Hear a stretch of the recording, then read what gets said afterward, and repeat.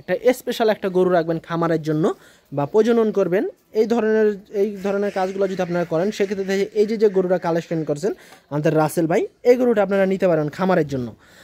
তো এই গরুটা বেশ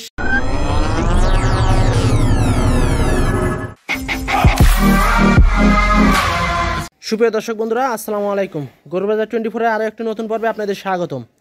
আজকে আমরা অবস্থান করছি চাঁপাইনবাবগঞ্জ জেলা রামচন্দ্রপুর হাট আল ওয়ারিস এগ্রো ফার্মে।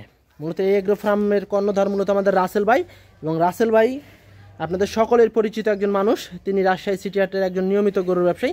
তো আজকে তার এগ্রো ফার্মে একটা বেশ সুটাম দেহের বুল, যাকে বলে বুল, এই বুল গরু একটা কালেকশন করছে। তো এই গরুটা আজকে আপনাদেরকে দেখাবো, এই গরুটার জাত মান কি বিস্তারিত আপনাদেরকে জানাবো। তো পুরো ভিডিও জুড়ে থাকবেন, আশা করি ভিডিওটি আপনাদের ভালো লাগবে। তো চলুন আমরা একটু রাসেল ভাইয়ের সাথে কথা বলি, এবং এই যে তিনি একটা বুল গরু কালেকশন করলেন এই গরুটা সম্পর্কে একটু কথা বলি। আসসালামু আলাইকুম রাসেল ভাই। ওয়ালাইকুম আসসালাম। কেমন আছেন? আলহামদুলিল্লাহ ভাইজান, ভালো আছি। ভাই আমরা তো সব সময় দেখছি আপনাকে মাঝারি এবং 5 থেকে 6 মণ ওজনের গরু কালেকশন করতে। তো আজকে হঠাৎ এই বুল গরু কেন কালেকশন করা ভাই? ভাইয়া আসলে সবারই একটা চাহিদা আছে। কেউ ছোট গরু চায়, কেউ মাঝারি চায়, আবার কেউ একবারে বিগ সাইজ, যেটা একটা ছোটখাটো হাতির সাইজ বলে, যেটা মানে অনেকে যারা প্রজনন করে। হ্যাঁ, তো এটা প্রজননের জন্য ব্যবহার করবে কি করবে না আমি বলতে পারছি না। তবে এটা আপনার গরুটা খুব কষ্ট করে কালেকশন করা। এগুলো মাল ধরেন যে আমরা বছরে হয়তো একটা করে পাই, একটা করে পাই। আর এগুলো কালেকশন খুব রেয়ার, মানে এত হাইটের গরু, এত বিগ বডির গরু পাওয়া খুব মুশকিল ভাইয়া। আচ্ছা দর্শক, মূলত যারা খামারের জন্য দেখা যাচ্ছে একটা স্পেশাল একটা গরু রাখবেন খামারের জন্য বা প্রজনন করবেন, এই ধরনের কাজগুলো যদি আপনারা করেন সেক্ষেত্রে এই যে গরুটা কালেকশন করছেন আমাদের রাসেল ভাই, এই গরুটা আপনারা নিতে পারেন খামারের জন্য। তো এই গরুটা বেশ লম্বা এবং মোটাসোটা। রাসেল ভাই, এই গরুটা ভাই কি জাতের গরু?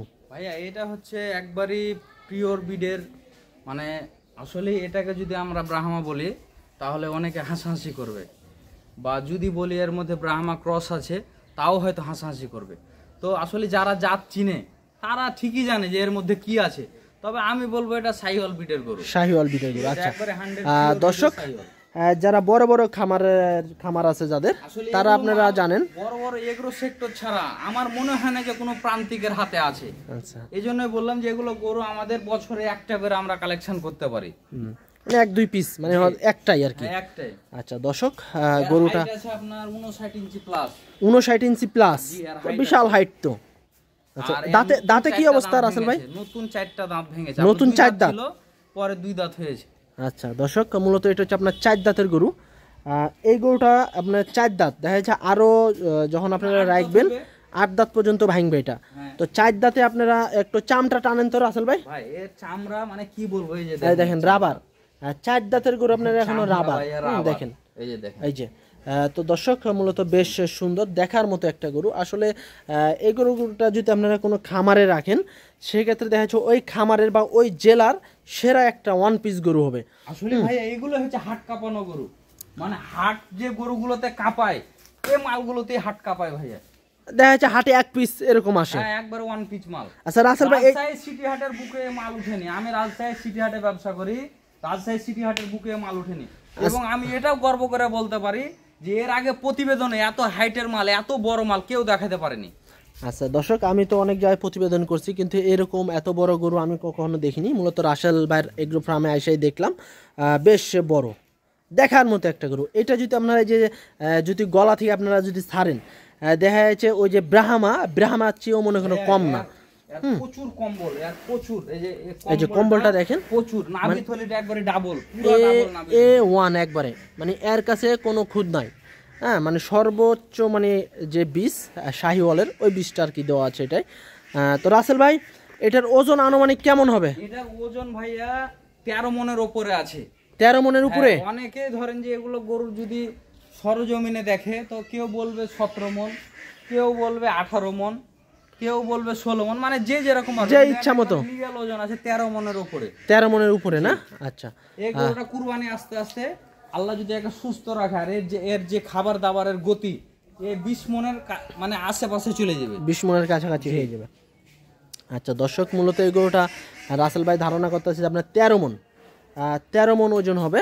তারপরে আপনারা সরজমিনে আসবেন, এসে দেখে আপনাদের মনে যেটা ভাববে চিন্তা ভাবনা হয় কি আপনারা যেটা ভাববেন ওই অনুযায়ী আর কি রাসেল ভাইয়ের সাথে কথা বলতে পারবেন। তো রাসেল ভাই, এই গরুটা আপনার কাছে কতদিন যাবত আছে? এই গরুটা আমার কাছে ভাইয়া আমি হাতে পেয়েছি আপনার 1.5 মাস। 1.5 মাস ধরে না? আমি এর আগে প্রতিবেদনে দেখাইনি, কারণ মালটা তো মানে যার কাছে ধরেন ছিল, এটা কিন্তু বর্ডার পার মাল, হয়তো উনি 1 বছর পালুক আর 6 মাস পালুক, কিন্তু আমি হাতে পেয়েছি 1.5 মাস হলো। 1.5 মাস? জি। দর্শক মূলত 1.5 মাস ধরে রাখছে। তবে এগুলো আমাদের দেশের ব্রিডের মাল না। না না, এগুলা কখনোই আপনার দেশের না, তৈরি করতে পারবে না কেউ। না না, এগুলো আসলে বাহিরের। এগুলো মাল নিতে গেলে এরকমই গাভী লাগবে, এত হাইটেরই গাভী লাগবে। এই মাল যখন একটা পেটে যাবে তখন এর হাইট থাকা লাগবে এরকমই, ওই গাভীর হাইট থাকা লাগবে। মা বাপ যেমন হবে সন্তান ওরকম হবে, সন্তান তেমন হবে ভাইয়া। মা বাপের দরকার এরকম, মানে মাও যেরকম বাবাও সেরকম ছিল। দর্শক মূলত এই গরুটা যার পেট থেকে হয়েছে আসলে ওই গাভীটাও দেখা যাচ্ছে এরকম বড় জাতের একটা গাভী, কারণ ওর বাপ মা ওই জাতেরই। কারণ যদি ওই রকম যদি না হয় সেক্ষেত্রে কিন্তু সন্তান এরকম হবে না। আসলে গরুটা দেখেন আপনারা চারিদিক দিয়ে ঘুরে দেখেন, সেক্টরে থাকলে এটাই বলবে ব্রাহ্মা বলে চালাই দিবে না, তারা কাগজও তৈরি করতে পারবে, কিন্তু আমরা তো ধরেন প্রান্তিক পর্যায়ে পারবো না। আর যেটা আছে শাহিওয়ালেরই আর কি ভালো একটা পার্সেন্টেজের বীজ দেওয়া আছে এটা। আচ্ছা দর্শক, মূলত একটু সামনে থেকে দেখেন আপনারা, ফুল ফ্রেশ গরু, একবারে ফ্রেশ। লোক আছে উনি একাই মানে নিয়ে যাওয়া আসি করে, একাই খুবই শান্ত গরু ভাইয়া, মানে একবারে কোনো বড় গরুর যে আর একটা তেজ থাকবে যে ওইটা নাই নাকি, ঢিস মারামারি করবে, এই তেজ না। আমিও তো এসে দেখলাম একবারে শান্ত গরু। আমার এর কথা, আমাকে খাবার দাও, আমি খাবো আর ঘুমাবো, মানে এটাই ওর কাজ, ওইটাই মনে করে। তো মূলত রাসেল ভাই আপনি 1.5 মাস ধরে লালন পালন করতেছেন নাকি? জি। আচ্ছা, এটা লালন পালন করতে আপনার কেমন অনুভূতি হইতেছে ভাই? আসলে ভাইয়া এটা আমাদের কাছে একটা স্বপ্নের মতো, যে এত বড় একটা জিনিস আমাদের কাছে আছে, এটা আমাদের কাছে একটা স্বপ্ন। তো ব্যবসার ক্ষেত্রে ছাড়ে দেওয়া লাগবে নাকি? নিজের সন্তানের মতো হয়ে গেছে, মানে ধরেন একটা ভালোবাসা। আগে প্রতিদিন গোসল দিই, নিজে লারি, হাট থেকে আসি, হাট থেকে আসার পরে ধরেন যত্ন করি, এর পিছনে যদি গোবর পড়ে থাকে নিজে পরিষ্কার করে নি সাথে সাথে, মানে সন্তানের মতো লালন পালন করি। একে ভালো লাগে, ভালোবাসি। তো রাসেল ভাই 1.5 মাস যে লালন পালন করেন, কোনো নাম রাখছেন নাকি? এর নাম আমি বাহাদুর বলি। বাহাদুর? হ্যাঁ, বাহাদুর বললে চাঁপাইনবাবগঞ্জের বাহাদুর নাকি? আমি চাঁপাইনবাবগঞ্জের বাহাদুর এরকম বলি না, তবে এর নাম আমি রেখেছি বাহাদুর। একে বাহাদুর বলি। আপনার বাহাদুর বললে ও কিন্তু শুয়ে থাকলে দাঁড়ায় যায় না? আচ্ছা দর্শক, মূলত রাসেল ভাই একটা শখের একটা গরু, মূলত তিনি 1.5 মাস ধরে লালন পালন করতেছে। তো এখন ব্যবসার ক্ষেত্রে গরুটা সেল করা হবে। ভালো জিনিস আমাদের কাছে থাকে না, আর আমরা রাখতেও পারি না, কারণ অনেক ভাই আছে খামার আসার পরে বলে যে ভাই এটা আমারে দিয়ে দেন, ওইটা দিয়ে দেন।